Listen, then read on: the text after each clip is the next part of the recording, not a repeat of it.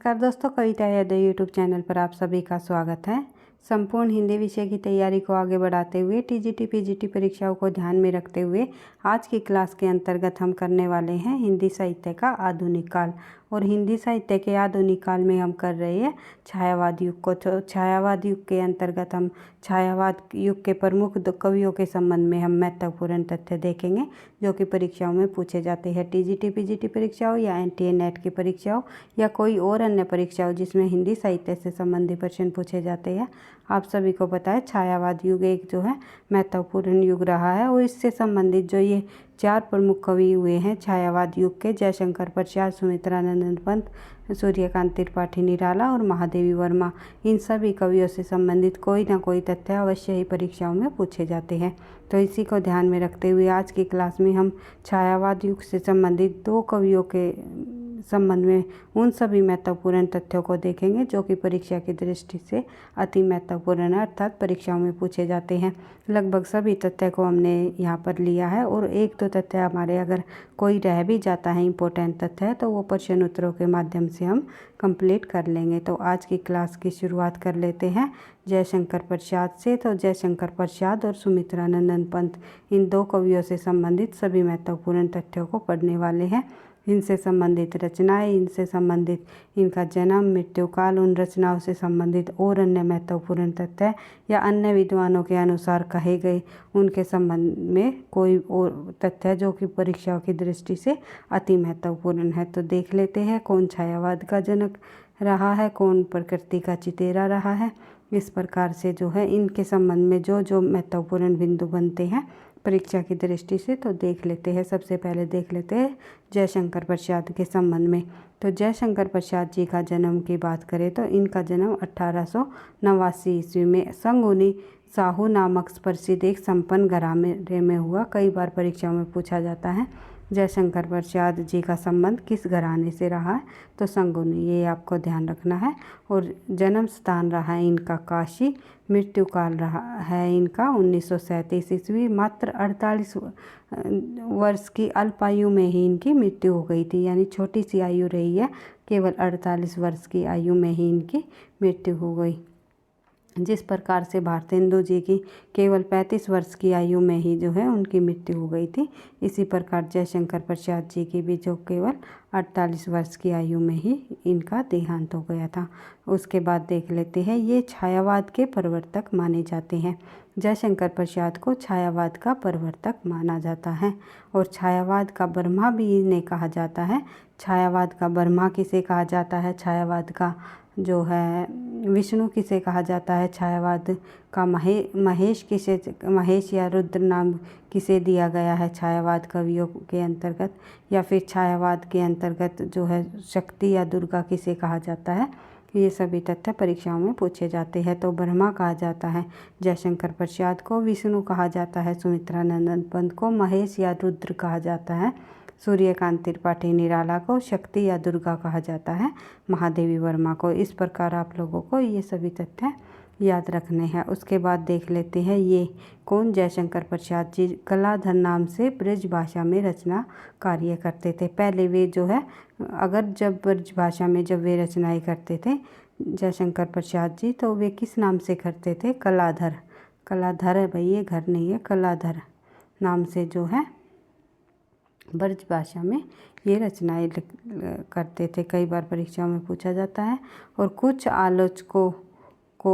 कुछ आलोचक इनको जो है झारखंडी भी कहते हैं। कई बार पूछ लिया जाता है निम्नलिखित में से झारखंडी किस लेखक का नाम है, छायावाद के अंतर्गत किसे कहा जाता है, तो जयशंकर प्रसाद को झारखंडी कलाधर उपनाम से ब्रज भाषा में रचना करते थे। छायावाद का ब्रह्मा इन्हें कहा जाता था। उसके बाद देख लेते हैं इलाचंद्र जोशी और डॉक्टर गणपति चंद्रगुप्त ने इनको छायावाद का जनक माना है। तो छायावाद का जनक किसे माना है, जयशंकर प्रसाद को। किसने माना है, इलाचंद्र जोशी व गणपति चंद्रगुप्त ने। इनके द्वारा रचित करुणालय हिंदी का प्रथम गेटी नाट्य माना जाता है। उसके बाद देख लेते हैं अगला हमारा पॉइंट है उर्वशी इनकी गद्य व पद्य रचना रही है, यानी उर्वशी इनकी एक चंपू काव्य रहा है। और जो दिनकर जी द्वारा लिखी गई जो उर्वशी है, जिस पर साहित्य अकादमी उन्हें ज्ञानपीठ पुरस्कार भी प्राप्त हुआ है। साहित्य अकादमी पुरस्कार दिनकर जी को संस्कृति के 4 अध्याय पर प्राप्त हुआ है, लेकिन जो है उर्वशी रचना पर दिनकर जी को जो है ज्ञानपीठ पुरस्कार भी प्राप्त हुआ है। तो ज्ञानपीठ पुरस्कार दिनकर जी को उर्वशी रचना पर मिला है। और उर्वशी नाम से ही रचना जो है जयशंकर प्रसाद की भी है, जो कि एक चंपू काव्य है। और दिनकर जी का जो उर्वशी नाम से जो रचना है वो जो है एक खंड काव्य है। ये आपको ध्यान रखना है। छोटे छोटे जो ये पॉइंट एक दूसरे से मिलते जुलते पॉइंट तथ्य हैं, ये आप लोगों को वहीं की वहीं जो बार बार रिवाइज कर लेना है, ताकि आपको परीक्षा में किसी भी प्रकार का कन्फ्यूजन न हो। तो देख लेते हैं आगे। अगला जो हमारा पॉइंट है वो है 1909 ईस्वी में इंदु पत्रिका के संपादन के साथ इनकी साहित्य यात्रा आरंभ हुई, जो कामायनी तक अनावर तक चलती रही। उसके बाद इनकी प्रमुख रचनाएं देख लेते हैं। जयशंकर प्रसाद जी की प्रमुख रचनाएं, तो मैंने आप लोगों से एक मिलती जुलती रचनाओं को भी कराया है कि साहित्य के अंतर्गत एक नाम जैसे किस साहित्यकार ने रचना लिखी है, या एक नाम से दूसरे नाम जो मिलती जुलती जो रचनाएं हैं वे किन किन साहित्यकारों के द्वारा लिखी गई, ये सभी तथ्य मैं आपको करा चुकी हूँ। उन्हीं में आप जो है अपने अगर आप नोट्स बना रहे हो तो उन्हीं जो मिलती जुलती रचनाओं में भी जो मैं बीच बीच में आपको जो है एक दूसरे से तथ्य एक दूसरे से रिलेट करके बताती हूँ। जैसे कि अभी मैंने उर्वशी 2 लेखकों की रचनाएं बताई, एक जयशंकर प्रसाद की तो है ही, साथ ही जो है रामधारी सिंह दिनकर की है। और दिनकर की जो रचना है इस पर जो है इन्हें पुरस्कार भी प्राप्त हुआ है।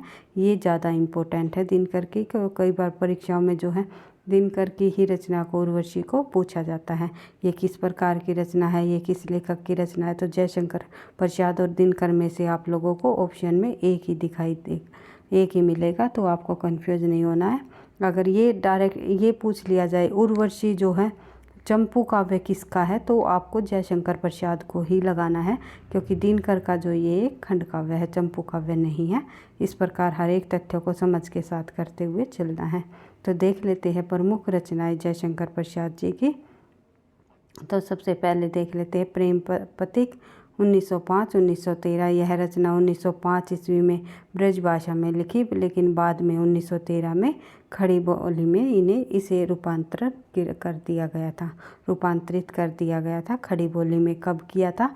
प्रेम पथिक को 1913 में, और 5 में ये सबसे पहले ब्रजभाषा में लिखी गई। उसके बाद चित्राधार जो रचना इनकी 1906 ईस्वी और 9 ईस्वी के बीच में लिखी गई। उसके बाद देख लेते हैं करुणालय का समय है 1913, कानन कुसुम भी 1913, महाराणा का महत्व 1914, झरना 1918। यहीं से जो है झरना से ही जो है छायावाद की शुरुआत मानी जाती है।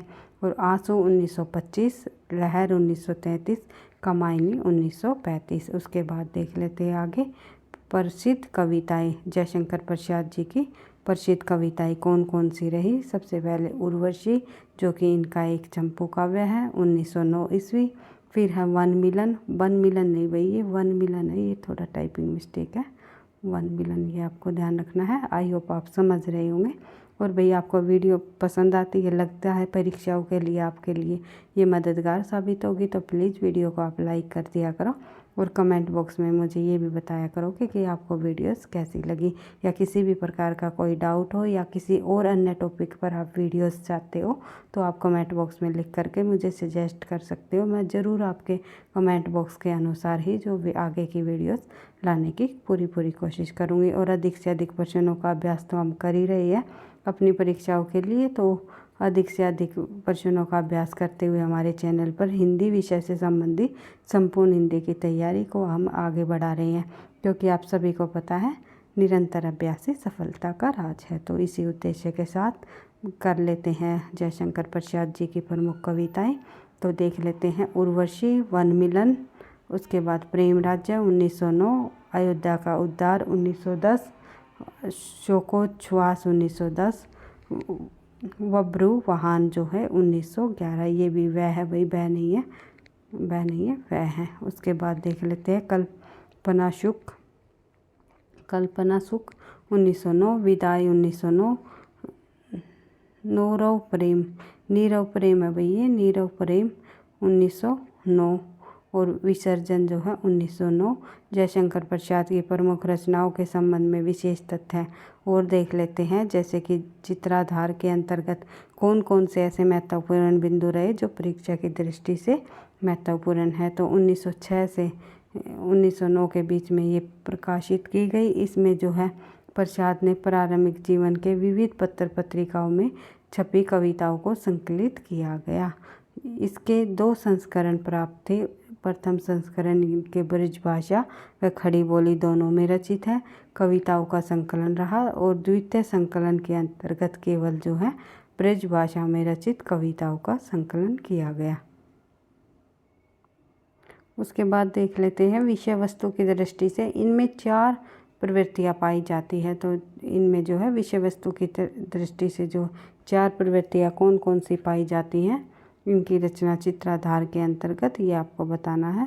तो जो हम इनकी रचना चित्राधार के संबंध में महत्वपूर्ण तथ्य पढ़ रहे हैं, तो उनसे संबंधित ये 4 प्रमुख विषय वस्तु जो है हमें इनकी रचना में पाई जाती है। इस रचना में एक पौराणिक व ऐतिहासिक विषयों का इतिवृत्तात्मक शैली में वर्णन, यानी कि उसके आख्यान का वर्णन किया गया है, विषय वस्तु का वो वर्णन किया गया है, वो पौराणिक और ऐतिहासिक विषयों पर आधारित रहा है। यानी कि जो इतिहास से संबंधित जो कथाएं हुई, इतिहास से संबंधित जो घटनाएं हैं और पुराणों से संबंधित जो कथाएं रही हैं, उनका इसके अंतर्गत वर्णन किया गया है। और प्रकृति का स्वतंत्र रूप से चित्रण किया गया है, प्रेमानुभूतियों की व्यंजना की गई है और भक्ति भावना की भी अभिव्यंजना की हुई है। ये पूछ लिया जा सकता है कि चित्राधार से की विषय वस्तु से संबंधित निम्नलिखित में से कौन सा सत्य कथन नहीं है या असत्य है। इस प्रकार प्रश्न बन जाते हैं। तो मैंने जो है सभी तथ्यों को इंक्लूड करने की पूरी कोशिश की है। तो देख लेते हैं इस कविता संकलन में प्रसाद जी का जो रचित निम्नलिखित प्रसिद्ध कविताओं का संकलन किया, जैसे कि इस कविता के अंतर्गत कौन सी कविता संग्रह के अंतर्गत कौन कौन सी कविताओं को संग्रहित किया गया, ये आपको बताना है। तो इसमें जो है अयोध्या का उद्धार, वन मिलन, प्रेम राज्य, कल्पना सुख, विदाई, नीरव प्रेम और विसर्जन, ये सभी रचनाएं जो है इसके अंतर्गत संकलित है। इसमें 1906 से लेकर 1909 के मध्य जो रचित रचनाओं है उनका संकलन किया है। ये आपको याद रखनी है भाई। बढ़ते हैं आगे, प्रश्न देख लेते हैं। इनकी जो रचना है जयशंकर प्रसाद की प्रेम पथिक रचना, यह एक काव्य यह काव्य ब्रज भाषा में 1905 में लिखा गया, किंतु आगे चलकर 1913 में खड़ी बोली में परिवर्तित कर दिया गया, यानी रूपांतरित कर दिया गया। पहले ये 1905 में ब्रज भाषा की रचना थी, लेकिन बाद में यह जो है 1913 में खड़ी बोली में जो है परिवर्तित कर दिया गया। यह एक छोटा सा प्रबंध काव्य है जो प्रणय भावनाओं से ओतप्रोत है। इसकी विषय वस्तु श्रीधर पाठक द्वारा अनुदित एकांतवासी योगी की मिलती जुलती मानी जाती है। तो श्रीधर पाठक जी द्वारा जो है एकांतवासी जो योगी रचना लिखी गई है, उन्हीं का अनुवाद इसको बताया गया है। उन्हीं के से अनुदित मिलती जुलती रचना यह बताई गई है। दोनों में ये जो है प्रेमी प्रेमिका से एक आश्रयदाता तो दूसरा पथिक, तो दोनों में ही जो है पथिक अपने निराश प्रेम की कहानी सुनाता है और अंत में श्रोता कोई और नहीं वही व्यक्ति सिद्ध होता है जिसके लिए पथिक दुखी है। ये आपको ध्यान रखना है। दोनों रचनाएं जो है एक दूसरे से, दोनों रचनाओं की कथा वस्तु एक दूसरे से मिलती जुलती है। कई बार पूछ लिया जाता है निम्नलिखित में से कौन सी रचना की कथा वस्तु जो है प्रेम पथिक से मिलती जुलती मानी जाती है, तो श्रीधर पाठक जी की जो है प्रेम पथिक की। बढ़ते हैं आगे। अगला जो हमारी रचनाएँ है महाराणा का महत्व। महाराणा का महत्व जो जयशंकर प्रसाद जी की रचना है, यह एक लघु ऐतिहासिक खंड काव्य है। इसमें महाराणा प्रताप की उदारता का चित्रण किया गया है। इस प्रबंध काव्य की शैली से ओज गुण की प्रधानता है और एक बार महाराणा प्रताप की सेना के लोग मुस्लिम रमणी को बंदी बना लेते हैं। यदि वह रमणों अब्दुल रहमान खान की जो पत्नी है तो उस पर आक्रमण करने आया था, वे उसे सम्मानपूर्वक लौटा देते हैं। ये इस रचना की कथा वस्तु के अंतर्गत आती है महाराणा का महत्व में। उसके बाद कानन कुसुम जो इनकी रचना है, यह इनकी खड़ी बोली की कविताओं का प्रथम संग्रह माना जाता है। परीक्षाओं में पूछा भी जाता है, निम्नलिखित में से जयशंकर प्रसाद की खड़ी बोली का संग्रह का प्रथम खड़ी बोली की कविताओं का प्रथम संग्रह किस रचना को माना जाता है, तो वो माना जाता है कानन कुसुम को। यह इनका एक कविता संग्रह ग्रंथ है और इसमें 1909 से 13 तक के मध्य जो रचित सफुट कविताओं का संकलन किया है। ये कविताएं पहले इंदु में छपती थी। जयशंकर प्रसाद की जो ये कविताएं थी, ये पहले इंदु में छपती थी 1909 में। ये आपको ध्यान रखना है। हिंदू पत्रिका का प्रकाशन कब संपादित की गई? 1909 में। ये अंबिका दत्त व्यास ने किया था। बढ़ते हैं आगे, अगला तथ्य हम देख लेते हैं। इनकी अधिकांश कविताओं का विषय परम तत्व है। तो इनकी अधिकांश कविताओं का विषय क्या रहा है जयशंकर प्रसाद की? तो परम तत्व माना जाता है। कहीं कवि अपने आराध्य की प्रार्थना में लीन है तो वह उसके करुणा कुंज के वैभव का वर्णन कर रहा है। इस संग्रह में प्रसाद जी की निम्नलिखित कविताएं संकलित है। जो इनकी ये जो कविता है कानन कुसुम के संबंध में हम पढ़ रहे हैं। तो कानन कुसुम जयशंकर प्रसाद की जो कविता संग्रह एक प्रकार से, इस संग्रह के अंतर्गत कौन कौन सी कविताएं शामिल की गई है? तो उसमें शामिल है ग्रीष्म का मध्याह्न, नव वसंत, रजनीगंध, सरोज, चित्रकूट, श्री कृष्ण जयंती, कुरुक्षेत्र और वीर बालक। उसके बाद देख लेते हैं आगे झरना इनकी जो रचना है जयशंकर प्रसाद जी की, अधिकांश इतिहासकार इसी रचना को प्रथम छायावादी रचना भी मानते हैं और इसका प्रकाशन वर्ष है 1918, क्योंकि यहीं से छायावाद की असल में शुरुआत मानी जाती है। यह प्रसाद जी का एक गीत संग्रह है, ये भी ध्यान रखना आपको। इसके गीतों में प्रसाद जी की भावनाएं विभिन्न रूपों में बिखरी हुई यथा एक और इसमें प्रकृति की मौजूद मनोहर मूर्ति का चित्रण है तो सजीव रूप से हुआ है, तो दूसरी ओर वह पढ़ने की कोमलतम अभिव्यक्ति से भी परिपूर्ण रही है। प्रसाद जी की जो छायावादी दृष्टि है इसी रचना से सर्वप्रथम उजागर हुआ है, ये आपको ध्यान रखना है। आशु 1925, इनका आशु का प्रथम संस्करण 1925 में प्रकाशित हुआ और द्वितीय जो संशोधित संस्करण है 1933 में प्रकाशित हुआ। द्वितीय संस्करण में प्रथम से 64 छंद अधिक रहे हैं, ये आपको ध्यान रखना है। यह प्रसाद जी की एक स्मृति काव्य माना जाता है और यह विरही हृदय के सहज स्वाभाविक उच्छ्वास के रूप में प्रस्तुत है। उसके बाद देख लेते हैं इसके बाद कथानक की रूपरेखा इसमें स्पष्ट रूप से दृष्टिगोचर नहीं है, किंतु फिर भी अतीत की स्मृतियों की अभिव्यंजना इसमें योजनाबद्ध ढंग से हुई है और आरंभ में कवि पाठक को संबोधित करके अवकाश भला है इनको सुनने की करुण गाथा सुनाने के लिए उपयुक्त पृष्ठभूमि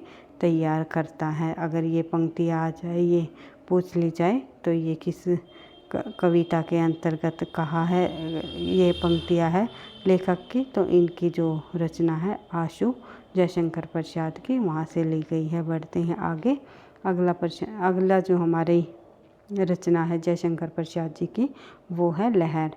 यह भी इनकी एक कविता संग्रह है। लहर भी एक कविता संग्रह है जो कि गीति काव्य है। इसमें आशु 1925 से लेकर 1933 तक की जो कविताएं है वे इसके अंतर्गत संकलित की गई है। पूछ ली जाती है लहर के अंतर्गत कौन सी कविताएं संग्रहित है। तो आंसू से लेकर के 1925 से लेकर के 1933 तक के अंतर्गत जितनी भी रचनाएं हैं वे जो है कविताएं लिखी गई लहर के अंतर्गत संकलित की गई है। इस काव्य में प्रसाद जी की गीत कला का जो है उत्कृष्ट रूप दिखाई देता है। इन गीतों में कहीं तो प्रकृति का वर्णन है, तो कहीं प्रणय की तीव्र अनुभूति का, कहीं करुणा की अभिव्यक्ति देखने को मिलती है, तो कहीं रहस्यवादी संकेत दिखाई देते हैं। उसके बाद देख लेते हैं पूर्ववर्ती रचनाओं की भांति इसमें भी प्रेम, प्रकृति, रहस्य, जीवन दर्शन और ऐतिहासिक पौराणिक विषयों का निरूपण हुआ है। फिर देख लेते हैं कामायनी से संबंधी महत्वपूर्ण बिंदु जो कि परीक्षाओं में पूछे जाते हैं। वेरी वेरी इंपॉर्टेंट बिंदु रहे है भाई कामायनी से संबंधित, तो कई बार परीक्षाओं में पूछे जाते हैं। कामायनी के अंतर्गत कितने सर्ग हैं, उन सर्गों के क्या नाम है और कौन सा सर्ग प्रथम है, कौन से तीसरे नंबर पर आता है, कौन सा अंतिम है, तो ये सभी तथ्य हम देखेंगे। और अन्य तथ्य जो भी है कामायनी से संबंधित है कि उसको हम देख लेते हैं। कामायनी रचना पर जयशंकर प्रसाद जी को कौन सा पुरस्कार प्राप्त है, ये सभी तथ्य हम देख लेते हैं। तो देख लेते हैं कामायनी जो रचना है यह प्रसाद जी की अंतिम व सर्वश्रेष्ठ रचना मानी जाती है। और प्रसाद जी को कामायनी लेखन की प्रेरणा शतपथ ब्राह्मण ग्रंथ से प्राप्त हुई है। तो ये पूछ लिया जाता है कहाँ से मिली है कामायनी लेखन की प्रेरणा, शतपथ ब्राह्मण से। यह एक प्रबंध काव्य है, इसमें आदि पुरुष मनु को जीवन गाथा का वर्णन किया है और इसके लेखन का मुख्य उद्देश्य आनंदवाद की स्थापना करना है। कामायनी के लिए इनको मांगला प्रसाद पारितोषिक जो है पारितोषिक है भाई, ये थोड़ा टाइपिंग मिस्टेक है। उसके बाद मांगला प्रसाद पारितोषिक पुरस्कार भी इस रचना पर इन्हें प्राप्त है। और यह काव्य इस काव्य में मुख्यतः 3 ही पात्र प्रमुख माने जाते हैं, मनु, शारदा और ईड़ा। इनका प्रतीक विधान किस प्रकार से है हम देख लेते हैं। कौन सा पात्र किसका प्रतीक माना जाता है, तो ये भी पूछा जाता है। निम्नलिखित में से जो है मनु किसका प्रतीक है, शारदा किसकी प्रतीक है, जो है ईड़ा किसका प्रतीक है, कुमार किसका प्रतीक है। तो जैसे कि हमने पृथ्वीराज रासों के अंतर्गत हमने प्रतीकों को पढ़ा कि पृथ्वीराज रासों में सिंगल द्वीप किसका प्रतीक है, पद्मावत के अंतर्गत हमने पढ़ा। पृथ्वीराज रासों गलती से मुंह से निकल गया। तो पद्मावत जो जयसी जी की रचना है उसके अंतर्गत जो हमने प्रतीक पढ़े हुए थे, सिंगल द्वीप किसका प्रतीक है, रतन सेन किसका प्रतीक है, पद्मावत में कि पद्मावत किसका प्रतीक है। तो इसी प्रकार से जो प्रतीकों से संबंधित है यहाँ कामायनी के अंतर्गत भी हमें कामायनी के पात्र भी हमें देखने को मिलते हैं। तो मनु हमारे मन का प्रतीक है, शारदा जो है हृदय का प्रतीक है, और शारदा हृदय का प्रतीक है, रागात्मिक वृत्ति का प्रतीक है, और शारदा काम गोत्र की बालिका रही है और इसलिए शारदा के नाम से ही इस रचना का नाम भी पड़ा है कामायनी। तो ईड़ा जो है बुद्धि या व्यावसायिक आत्मकता बुद्धि प्रतीक है। ईड़ा जो है किसका प्रतीक है, बुद्धि का। और अन्य पात्र आकुली और किरात जैसे पात्र है वे आसुरी शक्तियों के प्रतीक है। कुमार इसमें मानव का प्रतीक है। इस प्रकार सभी प्रतीकों को आपको ध्यान रखना है। बढ़ते हैं आगे। इनमें कुल 15 सर्ग है जो ये रचना है कामायनी। कामायनी में जयशंकर प्रसाद की जो रचना कामायनी में कुल 15 सर्ग है। कौन कौन से, चिंता, आशा, श्रद्धा, काम, वासना, लज्जा, कर्म, ईर्ष्या, ईड़ा, शौपन, संघर्ष, निर्वेद, दर्शन, रहस्य और आनंद, ये सभी आपको ध्यान रखने हैं। सबसे पहला सर्ग चिंता है और दूसरा सर्ग आशा है और जो श्रद्धा है वो हमारा तीसरा सर्ग है और ईड़ा हमारा 9वां सर्ग है और इसके बाद जो है आनंद हमारा 15वां सर्ग है। ये सर्ग पूछ लिए जाते हैं। ये किस किस नंबर पर है, आनंद, ईड़ा और श्रद्धा, चिंता और आशा, इन सर्गों को काफ़ी बार पूछा जाता है। और ये जो सर्ग दिए हैं यहाँ पर कर्मानुसार लगाने को भी दे दिए जाते हैं। कर्मानुसार के इन सर्गों को जो आप जो है कर्म से लगाइए। तो आपको इन सभी 15 के 15 सर्गों को याद रखना है, किसके बाद कौन सा आएगा। उसके बाद देख लेते हैं और अन्य तथ्य। इसके प्रथम जो चिंता सर्ग है, प्रथम सर्ग चिंता सर्ग, उसमें कुछ अंश जो है 1928 में सुधा नामक पत्रिका में प्रकाशित हुए, अक्टूबर 1928 के अंतर्गत। और कामायनी का जो आनंद सर्ग है इस महाकाव्य का अंतिम व महत्तम सर्ग माना जाता है। यह कवि के दर्शन व दृष्टिकोण का द्योतक माना जाता है। आचार्य नंद दुलारे वाजपेयी ने कामायनी को मानवता का रसात्मक इतिहास व नए युग का काव्य कहकर पुकारा है। मानव हृदय की भावनाओं का जैसा सूक्ष्म अति सूक्ष्म चित्रण कामायनी में हुआ है, वैसा अन्यत्र मिलना दुर्लभ है। और रामधारी सिंह दिनकर ने अपने निबंध दोष रहित दोष सहित में कामायनी के बारे में लिखा भी है क्या कि इस विलक्षण कथा के संधान मात्र को मैं आदि या उससे अधिक कविता मानता हूँ। उसके मतानुसार कामायनी में कर्म का संदेश और वैराग्य का मत खंडन है। वे कामायनी की कारीगरी में विराटता का अद्भुत सौंदर्य देखते हैं। अगर ये कथन पूछ लिया जाए तो किन्होंने कहा है? रामधारी सिंह दिनकर ने अपने निबंध दोष सहित कामायनी के बारे में इन्होंने ये कथन कहे है। उसके बाद देख लेते हैं, कुछ आलोचकों ने जो है प्रसाद जी को पुरातन पंथी कहा है, और क्योंकि उन्होंने जो है साहित्य सर्जन में भारतीय संस्कृति, ऐतिहासिक व पौराणिक कथाओं को आधार बनाया है, इसलिए कुछ विद्वानों ने, कुछ आलोचकों ने प्रसाद जी को क्या माना है? पुरातन पंथी भी कहा है। जयशंकर प्रसाद को जो है ब्रह्मा भी कहा जाता है। कलाधर भी नाम से भी उन्होंने कविताएं लिखी। कुछ आलोचकों ने उन्हें झारखंडी भी कहा है, तो कुछ आलोचकों ने उन्हें पुरातन पंथी भी कह डाला। तो इस प्रकार से हमने जयशंकर प्रसाद से संबंधित लगभग सभी उन महत्वपूर्ण तथ्यों को कंप्लीट कर लिया है जो कि परीक्षा की दृष्टि से अति महत्वपूर्ण है, अर्थात परीक्षाओं में पूछे जाते हैं।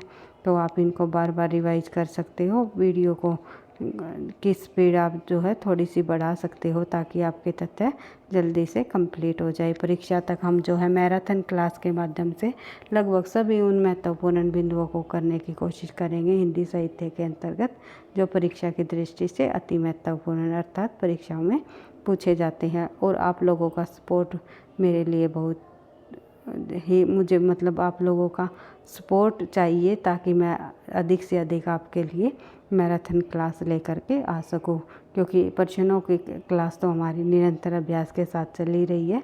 साथ साथ महत्वपूर्ण हिंदी साहित्य से संबंधित सभी महत्वपूर्ण बिंदुओं को भी हम जो है मैराथन क्लास के माध्यम से कंप्लीट करने की पूरी कोशिश करेंगे। तो देख लेते हैं अगला जो हमारा लेखक है छायावाद के अंतर्गत आने वाला, वो है सुमित्रानंद पंत। दो लेखकों को तो आज हम पढ़ ही लेते हैं, महादेवी वर्मा और निराला को हम जो है नेक्स्ट क्लास में करने की कोशिश करेंगे। तो देख लेते हैं, अब देख लेते हैं पंत से संबंधित उन सभी महत्वपूर्ण बिंदु जो कि परीक्षाओं में पूछे जाते हैं। तो सुमित्रानंद पंत का जन्म जो है 1900 ईस्वी में हुआ, मृत्यु हुई 1977 में। जन्म स्थान ग्राम कोशानी, जिला अल्मोड़ा, उत्तराखंड में।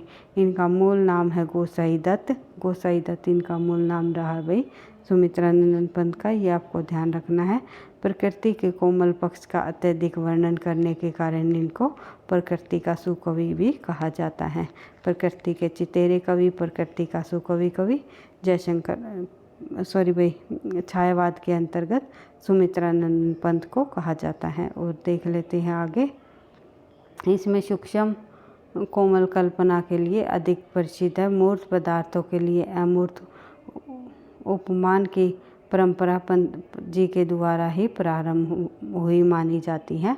महर्षि अरविंद घोष जी द्वारा भागवत जीवन द डिवाइन लाइफ में इनके 3 में इतने प्रभावित हुए कि इनकी जो है भीषण दिशा ही बदल गई, भाषा की दिशा ही बदल गई भाई।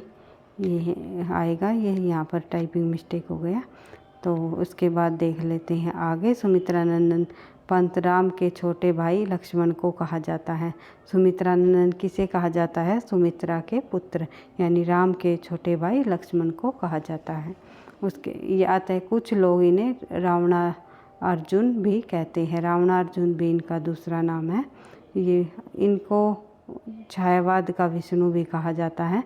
छायावाद का ब्रह्मा हमने देख ही लिया।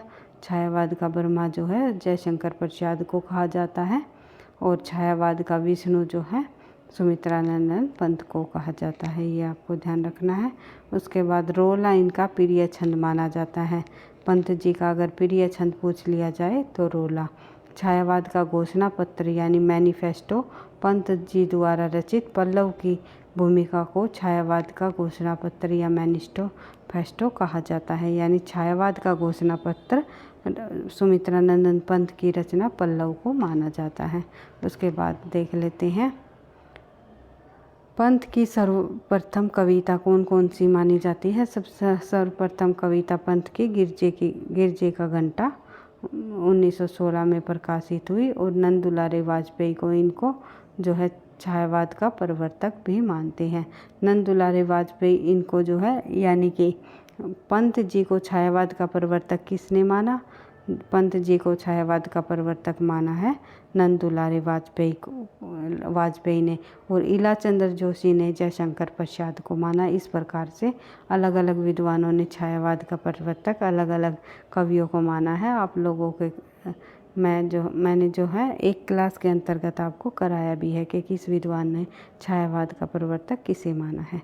तो देख लेते हैं अगला जो हमारा महत्वपूर्ण बिंदु है वो है आचार्य रामचंद्र शुक्ल छायावाद का प्रतिनिधि कवि मानते हैं। पंत जी को रामचंद्र शुक्ल जो है छायावाद का प्रतिनिधि कवि माना है। जैसे कि भक्ति काल के अंतर्गत तुलसीदास जी को राम भक्ति शाखा का प्रतिनिधि कवि कहा जाता है और कृष्ण भक्ति शाखा का प्रतिनिधि कवि सूरदास जी को कहा जाता है और सूफी काव्य परंपरा का प्रतिनिधि कवि जयश्री जी रहे हैं और निर्गुण काव्य धारा के प्रतिनिधि कवि कबीरदास जी रहे हैं। इसी प्रकार जो है छायावाद का प्रतिनिधि कवि जो है रामचंद्र शुक्ल जी के अनुसार इनको सुमित्रानंद पंत जी को माना है। तो देख लेते हैं आगे प्रमुख रचनाएं। सुमित्रानंदन पंत जी की जो प्रमुख रचनाएं हैं उनको हम देख लेते हैं। पंत जी द्वारा रचित काव्यों को मुख्यतः निम्नलिखित 4 श्रेणियों में विभाजित किया गया है। इनकी रचनाओं को 4 श्रेणियों में बांटा है। कौन कौन से। एक छायावादी युग की रचनाएं और उसके बाद जो है प्रगतिवादी युग की रचनाएं, उसके बाद जो है अरविंद दर्शन से प्रभावित रचनाएं और मानवीय आध्यात्मिक रचनाएं। और कौन सी रचना किसके अंतर्गत आती है, किस युग में शामिल है, ये हम देख लेते हैं क्योंकि कई बार पूछा जाता है इनकी ग्रंथि जो रचना है वो किस में शामिल है, छायावाद युग के अंतर्गत आएगी या जो है प्रगतिवादी युग के अंतर्गत आएगी या अंतश्चेतनावादी रचनाओं में शामिल है, या ये पूछ लिया जाता है सुमित्रानंदन के पंत की निम्नलिखित में से कौन सी रचना अंतश्चेतनावादी के अंतर्गत शामिल नहीं है या है। इस प्रकार से कई बार परीक्षाओं में प्रश्न पूछे जाते हैं। इसलिए कंटेंट की जो हमारी क्लास है एक एक बिंदु को आपको समझ के साथ बार बार रिवाइज करते हुए पढ़ लेना है ताकि परीक्षा में इन्हीं बिंदुओं से आपको से प्रश्न भी पूछे जाएंगे, यहीं से प्रश्न पूछे जाएंगे, इससे बाहर कोई भी प्रश्न नहीं आएगा। ये मैं आपको पहले भी बता चुकी हूँ। जो हम कंटेंट कर रहे हैं, जितना हम पढ़ रहे हैं, उन्हीं में से पढ़े हुए में से ही हमारे हमेशा प्रश्न पूछे जाते हैं। लेकिन हमारे जो प्रश्न गलत होते हैं वे होते हैं हमारी कुछ लापरवाही की वजह से, कुछ हमारी तैयारी की कमी की वजह से। लापरवाही क्या होती है हमारी, क्योंकि हम तथ्यों को बार बार रिवीजन नहीं करते, इसीलिए हम कंफ्यूज हो जाते हैं कि इसका आंसर कौन सा होगा। और कुछ हमारी जो है तैयारी, कुछ आते हुए प्रश्न हम जल्दबाजी में गलत कर देते हैं। तो इन्हीं सभी बातों का आपको परीक्षा में ध्यान रखना है क्योंकि परीक्षाएं बार बार आपको मौका नहीं देती। तो देख लेते हैं, सबसे पहले देख लेते हैं पंत जी की जो छायावादी युग की रचनाएं। मैं माफ़ी चाहूँगी भाई, बीच बीच में आप लोगों का काफ़ी टाइम वेस्ट हो जाता है, हम बातें करने लग जाते हैं, तो मैं आप लोगों से इसके लिए माफ़ी चाहूँगी। तो पढ़ लेते हैं। अब हम देख लेते हैं अपनी रचनाओं से संबंधित जो मुख्य बातें हैं उनको, और छायावाद के अंतर्गत सुमित्रानंदन पंत की जो छायावाद युग में जो रचनाएं है वे कौन कौन सी शामिल है। पंत जी की प्रगतिवादी रचनाओं में कौन कौन सी शामिल है, अंतश्चेतनावादी में कौन सी रचनाएं शामिल आएगी और मानवतावादी में जो है किन किन रचनाओं को शामिल किया गया है, ये सभी तथ्य देख लेते हैं। उच्छावास 1920 ईस्वी में लिखी गई इनकी छायावादी की रचना है। ग्रंथि 1920, वीणा 1927, पल्लव 1928 में, गुंजन 1932। इन रचनाओं को जो है पंत जी की जो ये रचनाएं है उच्छावास, ग्रंथि, वीणा, पल्लव और गुंजन, इन रचनाओं को जो है कई बार परीक्षा में क्रम वाइज के अनुसार भी पूछा गया है और इनका प्रकाशन वर्ष भी पूछ लेते हैं कि ग्रंथि का प्रकाशन वर्ष कब हुआ, पंत जी की वीणा जो रचना है उसका प्रकाशन वर्ष क्या है। तो इस प्रकार से ये है इनकी जो पंत जी की जितनी भी रचनाएं हैं परीक्षा की दृष्टि से वेरी वेरी इंपॉर्टेंट है, मैं कई बार बता चुकी हूँ। बढ़ते हैं आगे। पंत की सर्वप्रथम छायावादी रचना जो है उच्छावास है, जो कि 1920 की ही रचना है। उसके बाद इनकी प्रगतिवादी जो रचनाएं हैं उनको देख लेते हैं। 1935 से 45 तक के बीच की जो इनकी प्रगतिवादी युग के अंतर्गत जो रचनाएं शामिल है, मुख्य रचनाएं उसमें शामिल है युगांत। युगांत से जो है छायावाद के युग के का अंत माना है कि छायावाद की जो समाप्ति जो है पंत की कौन सी रचना से मानी जाती है, समाप्ति।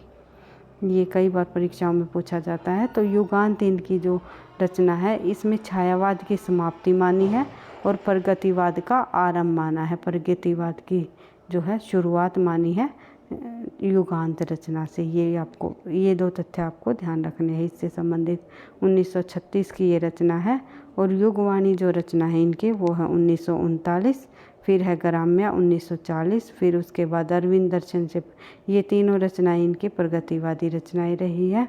और उसके बाद अरविंद दर्शन से प्रभावित जो रचनाएं हैं सुमित्रानंद पंत जी की 1946 से 48 के बीच की जो ये रचनाएं हैं ये अरविंद दर्शन से प्रभावित रही है।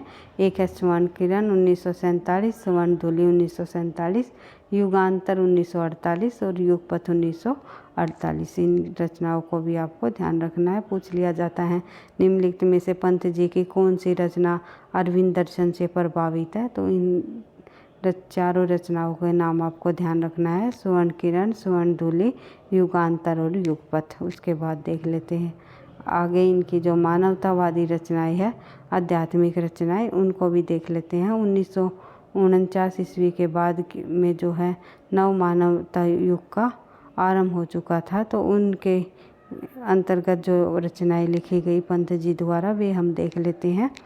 सबसे पहले लोकायतन 1964, चिदम्बरा 1959। भाई चिदम्बरा का वैसे प्रकाशन वर्ष 1958 है शायद, आई थिंक। तो आप जो है कमेंट बॉक्स में बता सकते हो, क्योंकि 10 साल बाद ही इस रचना पर सुमित्रानंद पंत को जो है ये ज्ञानपीठ पुरस्कार से नवाजित किया गया।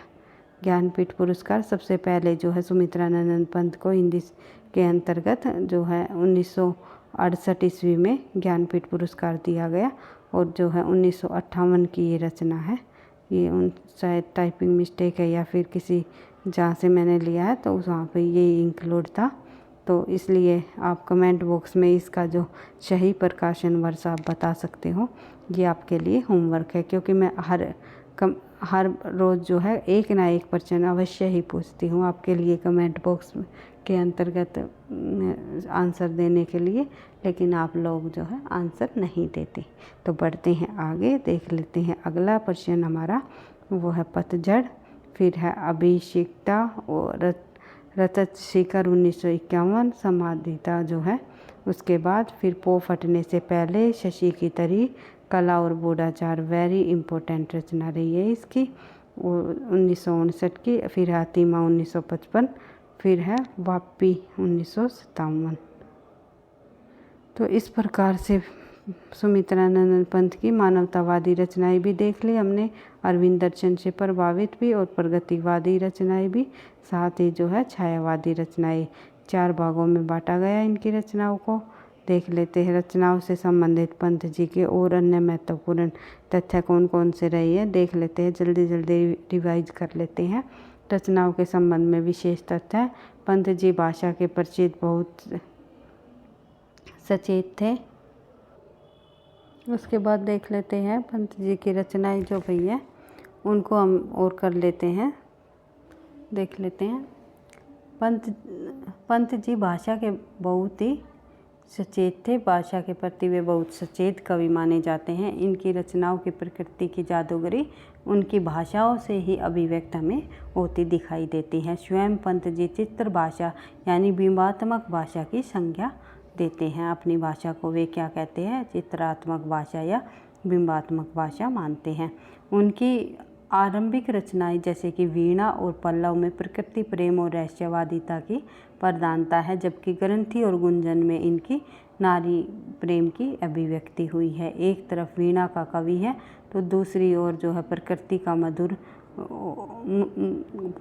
प्रकृति पर मुग्ध होकर जो है बालाओं के सौंदर्य की भी अवज्ञा वे कर बैठते हैं। छोड़ दुर्मों की मृत छाया तो प्रकृति की भी माया, ये पंक्ति जो है परीक्षाओं में हजारों बार पूछी जा चुकी है कि ये पंक्ति जो है किस लेखक की है, तो आपको ध्यान रखना है सुमित्रानंदन पंत जी की ये पंक्ति है।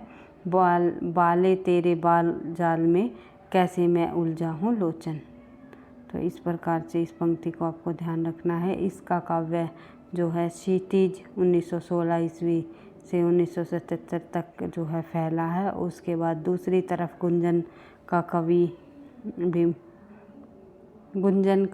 कवि है, दूसरी तरफ गुंजन का कवि है। इसके लिए नारी सौंदर्य प्रकृति सौंदर्य से भी बढ़कर मानते हैं। तो ये नारी सौंदर्य को प्रकृति सौंदर्य से भी बढ़कर इन्होंने माना है। तथा तुम्हारी मंजुल मूर्ति निहार लग गई मधुवन में ज्वाल, ये पंक्ति भी है, आपको ध्यान रखनी है। खड़े किंशुक अनार कचनार लालसा की लो से उठ लाल, ये पंक्तियाँ जो है पंत जी द्वारा लिखी गई। उसके बाद जो है युगांत में जो है इन्होंने रचना, युगांत जो इनकी जो रचना है, युगांत रचना में पंत जी ने छायावादी दृष्टिकोण की अंतिम रचना मानी है। इस रचना को युगांत यानी कि युग, इस युग का अंत हो गया, किसका, छायावाद का। छायावाद की अंतिम रचना कौन सी मानी जाती है, युगांत। यह छायावाद के अंत की घोषणा का पत्र माना जाता है और साथ ही इसमें प्रगतिवाद का उदय भी मिलता है। ये तथ्य मैं आपको पहले बता चुकी हूँ। बढ़ते हैं आगे। कला और बूढ़ा चांद, कला और बूढ़ा चांद इनकी जो रचना है कवि द्वारा लिखी गई 1958 में रचित कविताओं का संग्रह है। उसके बाद देख लेते हैं इनकी जो कला और बूढ़ा चांद के अंतर्गत कौन कौन सी कविताओं को संग्रहित किया है, ये भी हम देख लेते हैं। तो इसमें शामिल है स्वर्ण किरण, स्वर्ण धूलि, अतिमा उत्तरा, अतिमानस के स्वर्ण प्रकाश की अभिव्यक्ति हुई है। उसके बाद देख लेते हैं जो वास्तविक दुनिया से मेल नहीं खाती। अगली जो रचना है इनकी युगवाणी, युगवाणी रचना में पंत जी ने प्रगतिवाद को युग की वीणा बताया है। कई बार पूछ लिया जाता है निम्नलिखित में से जो है युगवाणी को युग की वीणा किस में बताया, किन्होंने बताया है, तो जो है पंत जी द्वारा। प्रकृति को युग की वीणा किसने बताया है, पंत जी ने।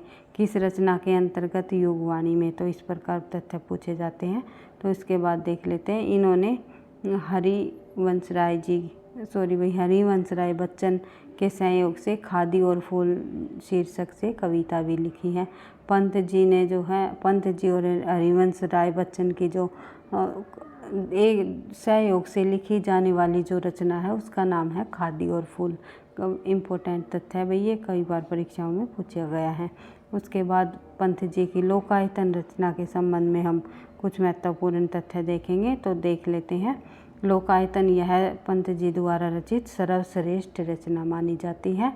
यह महात्मा गांधी के जीवन पर लिखा गया लगभग 700 पृष्ठों का प्रबंधात्मक महाकाव्य है और इसको 2 खंडों में 7 द्वारों अध्यायों में विभाजित भी किया गया है। यह इनकी अंतिम काव्य रचना मानी जाती है।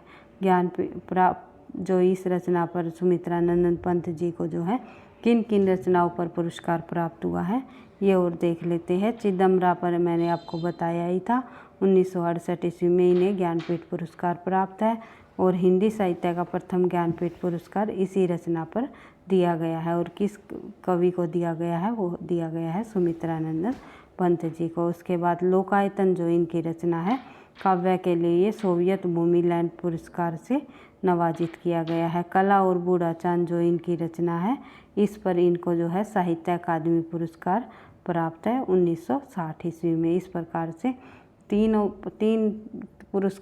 चार पुरस्कार इनको प्राप्त हुए हैं। कला और बूढ़ा चांद पर साहित्य अकादमी पुरस्कार दिया गया है और चिदम्बरा पर इन्हें ज्ञानपीठ पुरस्कार और लोकायतन पर इन्हें जो है सोवियत लैंड पुरस्कार से सम्मानित किया गया है। उसके बाद देख लेते हैं आगे, भारत सरकार के द्वारा इनको पद्म विभूषण से भी अलंकृत किया गया है। इनके प्रसिद्ध कथन कौन कौन से हैं वे भी एक बार हम देख लेते हैं।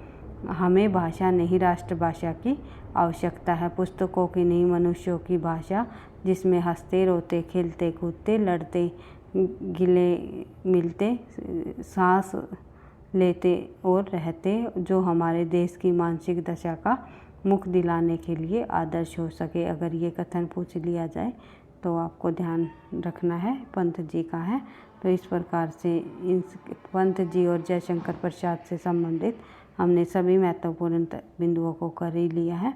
तो इसके बाद हम जो है निराला और महादेवी वर्मा जी से संबंधित जो इनके संबंध में परीक्षाओं में प्रश्न पूछे जाते हैं, उन सभी बिंदुओं को नेक्स्ट क्लास में करने की कोशिश करेंगे।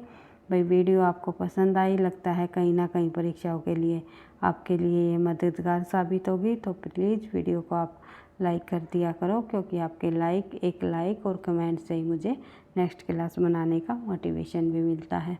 पढ़ते रहना, आगे बढ़ते रहना। थैंक यू, धन्यवाद।